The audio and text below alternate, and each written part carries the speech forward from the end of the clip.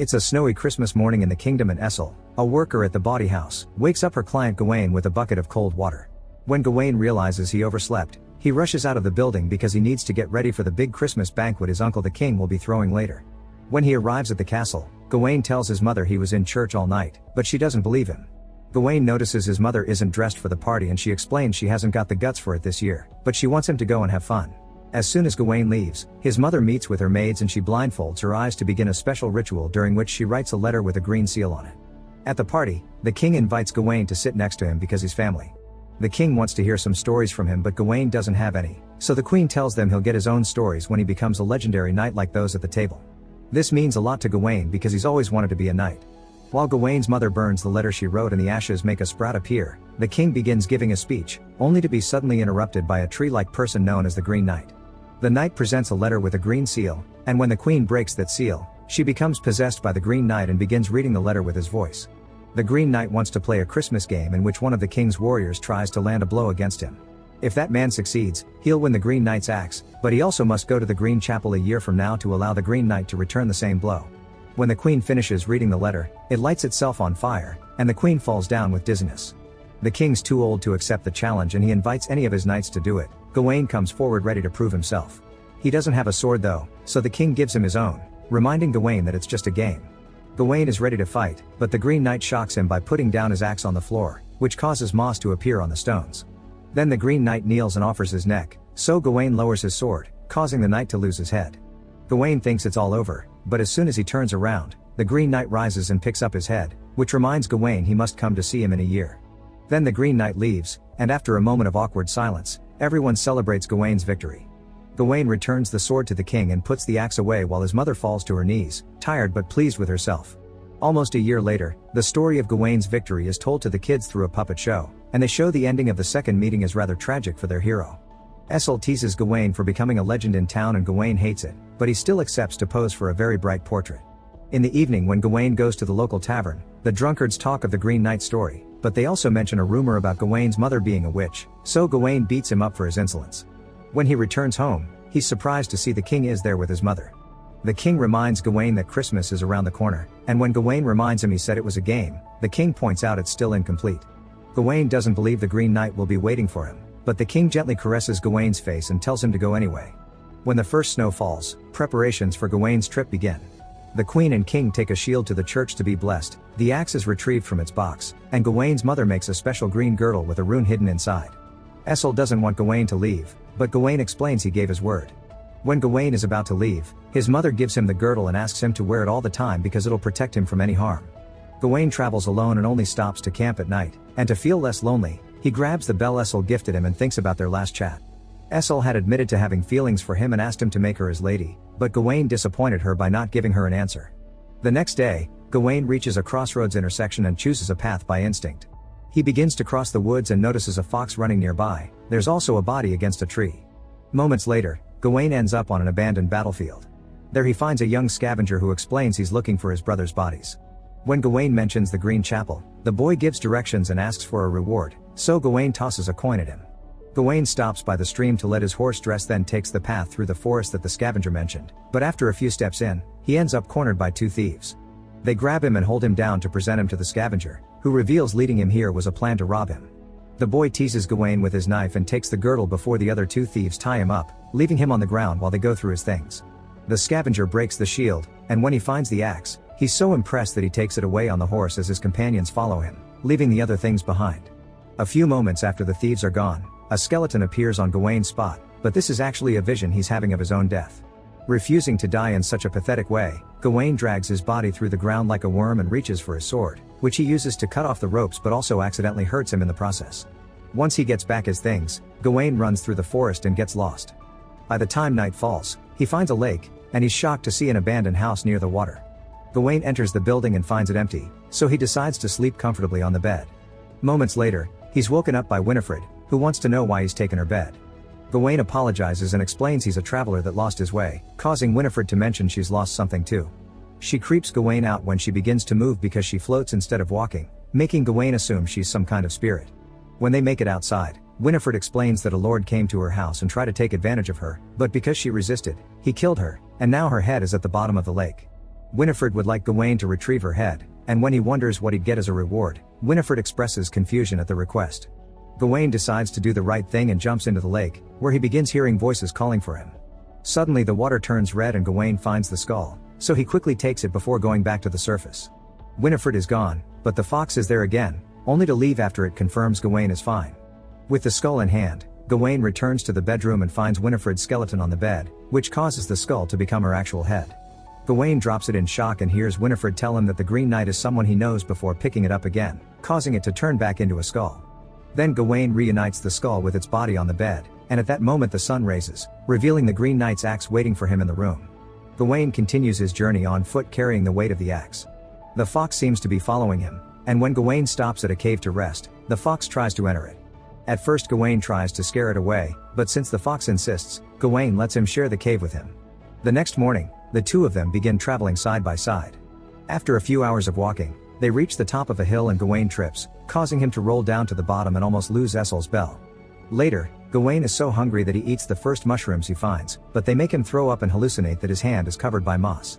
Suddenly Gawain hears some thunder rumbling in the distance, and when looks up, he sees a creepy person staring at him from afar.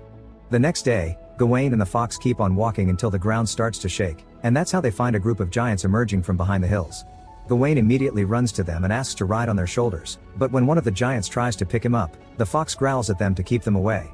The giants respond by letting out a high-pitched noise and moving on, so Gawain and fox take the opposite road.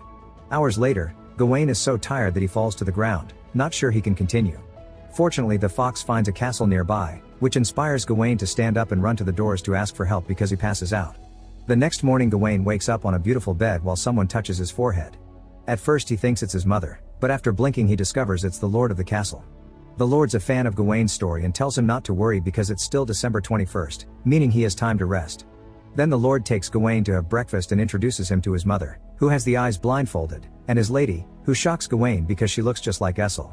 Gawain kisses her hand and turns down her invitation to stay a few days because he has to arrive at the chapel soon. The Lord corrects him and explains the Green Chapel is only a few hours from the castle, so Gawain can stay and rest properly for a few days to then leave on Christmas morning. Gawain accepts to stay and wanders around the castle, where he discovers the fox depicted in the paintings. He also finds a huge library and learns the lady has read all the books, she's also written a few of them. As a token of her appreciation, she gifts Gawain a gift and asks for a kiss, but Gawain only kisses her cheek. Then the lady asks Gawain to sit for her so she can paint him, and using a trick of light, the lady creates a very eerie portrait of Gawain upside down while he sits in the next room. When she finally shows him the final product, the lady notices the bell Gawain carries around his neck and asks if it was a gift from a loved one, but since he says no, she breaks the string and steals the bell. Sometime later, the Lord comes back from hunting and gifts Gawain the deer he killed. Both men go back inside to have a drink and the Lord surprises Gawain by promising he'll gift him his best hunt every day, however in return Gawain must give him anything he receives from the castle. Gawain doesn't understand how there can be something that doesn't belong to the Lord already, but the Lord just says the castle works in mysterious ways. The lady cuts in to discuss the Green Knight and how the greens of nature always find a way to grow back. While the lady continues to play with her cards, the Lord asks what Gawain wishes to gain from this whole deal, so Gawain explains he wants enough honor to finally become a knight. When Gawain goes to get ready for bed, he receives a visit from the mother, who touches his face and her own chest before leaving with no explanation. The next morning, Gawain wakes up to discover the lady has been watching him sleep.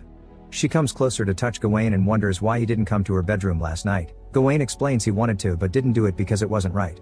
Then the lady asks Gawain if he believes in magic and reveals she has the green girdle, she even knows that it's enchanted to protect whoever wears it. Suddenly the lady climbs on the bed and begins getting frisky with Gawain, asking him to take the girdle from her as she helps him finish. Once he does, the lady lets him keep the girdle, but she also leaves his own seed on his hand as she points out he's no knight. After she leaves, Gawain is shocked to discover the mother has been standing there all along. Tired of these games, Gawain decides to leave. In the forest, he finds the Lord, who can tell Gawain received something from the castle. In order to take it back, he kisses Gawain to make up for what he did with the lady. Gawain pushes his hand away and announces he's living, so the Lord opens his bag and reveals his latest hunt. It's the fox, who thankfully is still alive. After a few hours of walking, Gawain and the fox finds a stream surrounded by an orange fog. There's a boat on the water, but when Gawain tries to approach it, the fox growls at him to stop him. Gawain is confused by this attitude until the fox suddenly reveals it can talk and warns Gawain that there's no happy ending ahead of him. The fox thinks Gawain should return home, so Gawain swings his axe at it to scare the animal away for not being supportive. Gawain takes the boat down the stream and only comes back to land when he finds a road marked by a cross. It only takes him a few minutes on foot to reach the chapel, and inside he finds the Green Knight sitting at the altar, but he's asleep. Gawain sits in front of him and after putting down the axe, he waits. On Christmas morning, the Green Knight finally awakes. He grabs the axe and announces they'll finish the game, for which Gawain must kneel to receive the same blow he threw last year. Gawain kneels as asked, but when the Green Knight raises his axe, Gawain's so scared that he flinches. The knight teases him for it since he had a whole year to be ready for this moment, thus Gawain takes a moment to gather courage and asks him to try again. The Green Knight raises his axe once more, but Gawain still can't help himself and moves away. He wonders if the game truly is just this, and when the Green Knight confirms, Gawain kneels again, only to move away when the axe comes for him. Refusing to die so soon, Gawain runs away, and as he crosses the forest he's surprised to find his horse. Sometime later, Gawain returns to the city and reunites with his mother, who immediately takes care of his wounds. Afterward Gawain visits Essel, who is sad to see her belle is gone. The two of them get frisky together, but Gawain never takes off the girdle. A few days later, Gawain is called to the castle because the king doesn't have much time left. With the last of his strength, the king finally knights Gawain and gifts him his precious sword. After the king's death, Gawain becomes the new monarch, which seems to have been his mother's plan all along. 9 months later, Essel gives birth to Gawain's son. Gawain still doesn't marry her though, he just shows up to pick up the baby, and he leaves after leaving some money for the bawdy house without caring about leaving a devastated Essel behind. A year later, Gawain marries a noblewoman, and on their wedding night, he doesn't allow her to take off his girdle. They fulfill their marital duties, but Gawain doesn't find them as satisfying as it was with Essel. Years pass and the kingdom gets involved in a war. Gawain decides to start training his child as a knight, but as soon as the boy becomes of age, he dies in battle. The consequences of this war change the citizens' opinions of Gawain and he becomes a hated leader that gets stones thrown at. Essel hates him even more now because her son is dead, but at least the queen gives birth to a new heir. A few years later, the castle is under siege, and Gawain is abandoned by everyone, including his own wife and his mother. Alone with the eerie painting that has been hung straight, Gawain finally takes off his girdle, which he has never taken off before. This causes his head to fall and the crown rolls away. Suddenly Gawain blinks and finds himself in the chapel again. It turns out all he saw had been a vision showing him the future he'd get if he runs away. The Green Knight raises his axe but Gawain asks for a moment to take off the girdle, which should leave him vulnerable. Now Gawain can say he's ready for real, and the Green Knight gently caresses his face, congratulating him for finally being brave and keeping his word. Afterward the Green Knight tells him now, off with your head. Make sure to subscribe and turn on notifications so you can watch more videos like this. Thanks for watching.